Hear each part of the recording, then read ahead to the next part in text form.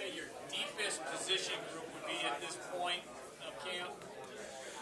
Yeah, I still think, we're kind of separating into the ones and twos kind of right now and trying to figure out who they are, but I would still say the deepest is probably the D-line. And next, it's probably, I think we feel good about linebackers where we're at, but I think another deep position with the addition of the young guys and some transfers is going to be the defensive backfield. Have they come along quicker than you anticipated, the DBs? Yes and no. I mean, I thought they'd make a big jump. We thought some of those additions would be pretty good. I think the best part is the guys that were here before, some of the older guys, they kind of fed off the competition the new guys brought. So those guys made a big jump, along with the new guys giving us a lot of depth and some guys challenging for some starting spots. So I think they made a huge jump. More than expected, I don't know, but they definitely made a huge jump for us. Within that secondary, how close are you to naming an official, ones and twos group? And I guess if not, when do you expect that to see?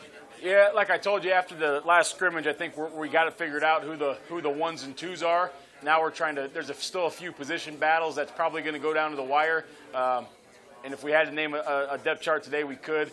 When the head coach tells us to release it, we will. But I think we know who the ones and twos are at least right now at every position.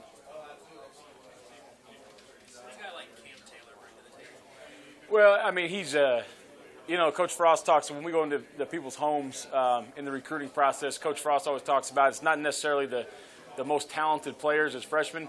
It's the guys that come in and attack, jump in both feet first, have a maturity about yourself when you come in, and that's what he's done. He's jumped in with both feet. He's jumped in the deep end right away. He was drinking out of a fire hose for about a week or two, but he's figured it out, and he's been mature through the whole process. He's acted like a veteran. And he competes like crazy every day, right or wrong, win or lose. He competes every rep. So I think he's brought a little bit of that edge to that room. Yeah, it's usually one or the other. Usually a guy's really mature and is kind of tentative out there, or he fires like crazy, but he's kind of acts like a freshman. He's kind of got a little bit of both, which is a unique situation, but it's a great thing for us.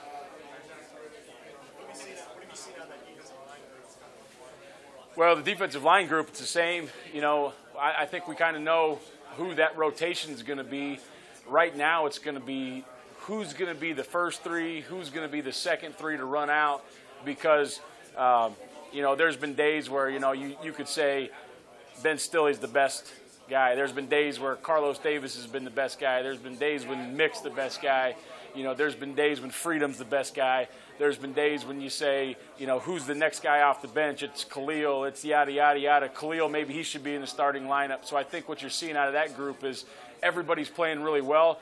I haven't seen one guy just dominate and be consistent yet, and that's kind of over this next week we're looking who can be the most consistent and still play at a high level.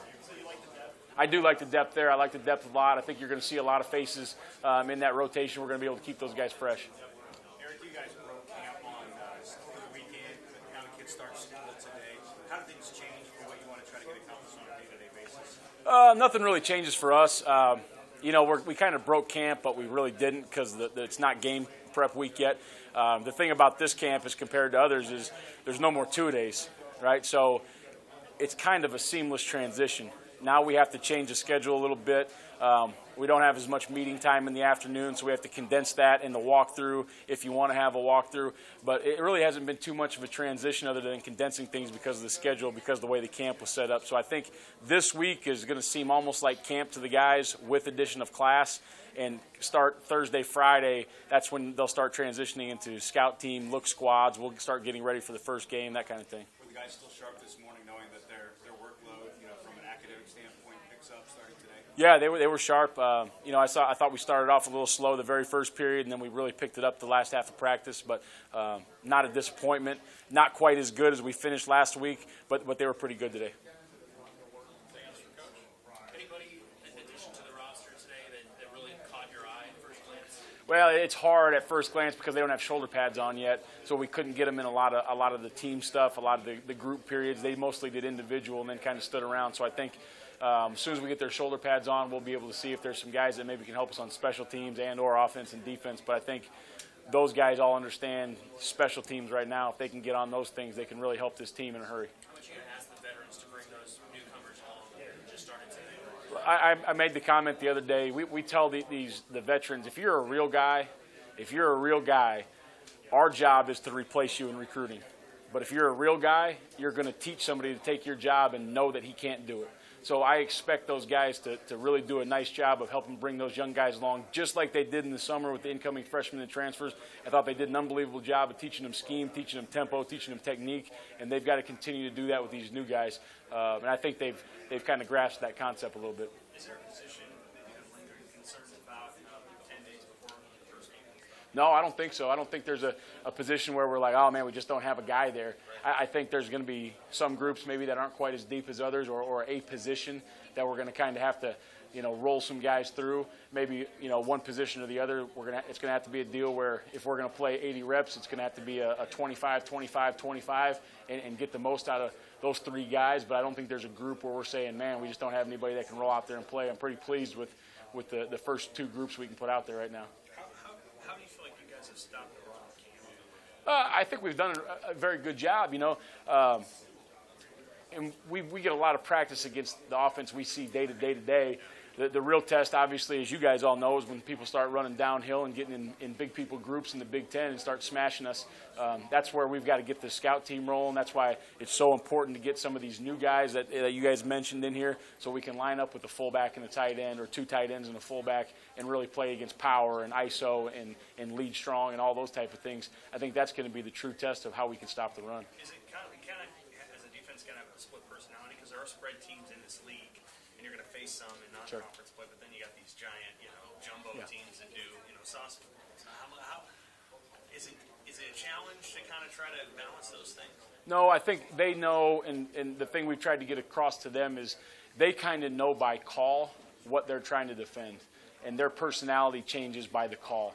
And they'll know if it's a spread team run call, if it's a spread team pass call, if it's a pro style offense run call or a pass call. But their personality, you can kind of see it change by the call, just by the stances of the defensive linemen and kind of the demeanor of the safeties and the linebackers getting to the line of scrimmage. And so I think they've done a good job of understanding the scheme that way. And you mentioned veteran leadership. How valuable has Mick Stoltenberg been for you guys in the transition and bringing guys along, not just on the field play, but mentally, leadership and that type of thing? Yeah, I think there's a few guys that are kind of stepping into that role, and he's very important. He's starting to get to the point where we can talk to him along with some others. Coach Frost can mention something to him, and he can bring up the entire team if he needs to. He can bring up the defense if he needs to, and he can communicate like we would. But sometimes, obviously, most of the times, it's more powerful coming from a teammate if it's done the right way and the guys respond. And so far, I think the tide is turning a little bit, and they're starting to respond to their leaders, including Mick. Hey, Eric, a guy like Colin Miller, what do you guys as coaches need to see to say that a guy can play inside and outside and be as versatile as he is being for you guys? Yeah, I think, with Colin, obviously in the spring he played some outside in camp. He's played a little bit of both, but he's a very sharp guy. He understood kind of the whole scheme, even though he was on the edge. His movements were really good. He's a physical guy.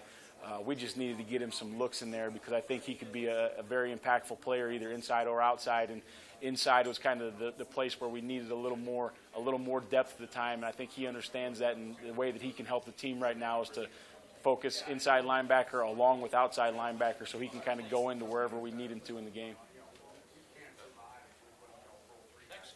Thank you.